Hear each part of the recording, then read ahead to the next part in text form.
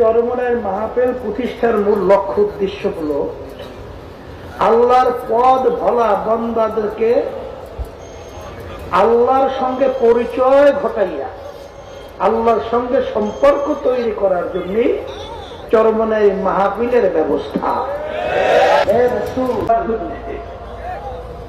ওই মজলিসের ভিতরে তারা চেষ্টা করে, তাহলে চরমনায়ের মাহফিলের সম্পূর্ণ ব্যতিক্রম। অন্য অন্য জায়গায় দেখা যায় যে মাহফিলের সময় বিভিন্ন খাবার, কিন্তু আমাদের কিন্তু এখানে সে ধরনের ব্যবস্থাও নেই। যার যার খরচে, আর এই রোগের ভিতরে কষ্ট, বাথরুমে কষ্ট, গোসলে কষ্ট, ওষুধে কষ্ট, খাটায় কষ্ট, ওরকম ভালো ব্যবস্থাপনা অনেক অংশে আমরা এদের কষ্টও পাই না। তারপরে আল্লাহর বান্দাদেরকে খাবার দেওয়া হয় কেন? একটাই মূল লক্ষ্য। খারাপ হয় কখন? যখন আশরাফুল মাখলুকাত মানুষ যখন তার সৃষ্টিকর্তা পরিচয় হারিয়ে ফেলায়, যখন সৃষ্টিকর্তার সঙ্গে তার সম্পর্ক থাকে না, তখনই ওই মানুষটা এক পর্যায়ে নিকৃষ্ট জানোয়ারের চেয়েও খারাপ হয়।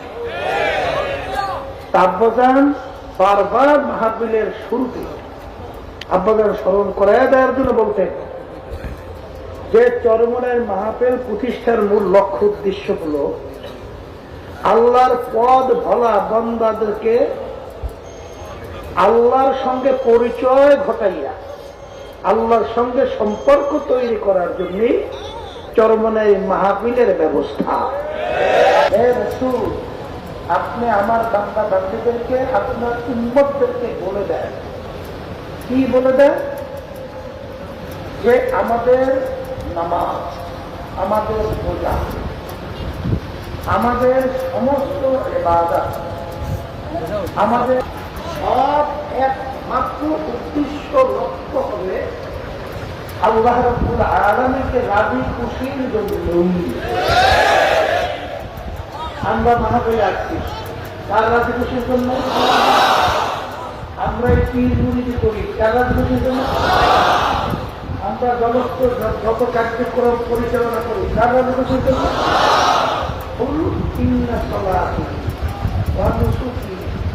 সবাই দেখো, দ্বিতীয় বিশুদ্ধ কিতাবের নাম হলো বুখারী শরীফ। আমাদের ঠিক করে নিতে হবে, কথা ঠিক না? অনেকে বুঝে আসে দেখি বিভিন্ন রোগ ব্যাধির ভিতরে বহুদিন পর্যন্ত জর্জরিত, মোটে ভালো হয়ই না। দেখি ওখানে অনেক আল্লাহ ওয়ালারা যায়, তাদের সঙ্গে যাওয়ার পরে দোয়ার পরে দেখি রোগ ব্যাধি একটু ভালো হয় কিনা।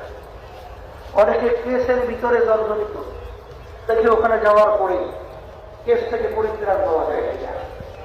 অনেকে ব্যবসা বাণিজ্যের ভিতরে সমস্যা, সেই ওখানে যাওয়ার পরে ব্যবসা বাণিজ্যের ভিতরে বরকত আছে কিনা, এবং ব্যবসার ভিতরে লাভ বা বিভিন্ন সমস্যা দূর হয় কিনা।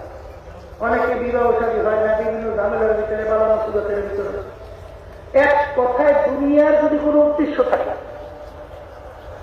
এই আল্লাহর বান্দারা হয়তোবা আপনাদের দুনিয়ার উদ্দেশ্য আল্লাহ রাব্বুল আলামিন পূরণ করতে পারে, কিন্তু ওয়ালাইসা লাহু ফিল আখিরাতি মিন খালাক মিন নাসিব। কিন্তু কিয়ামতের ময়দানে আল্লাহ রাব্বুল আলামিন এর বিনিময়ে তাকে আর কোনো অংশ দিবেন না।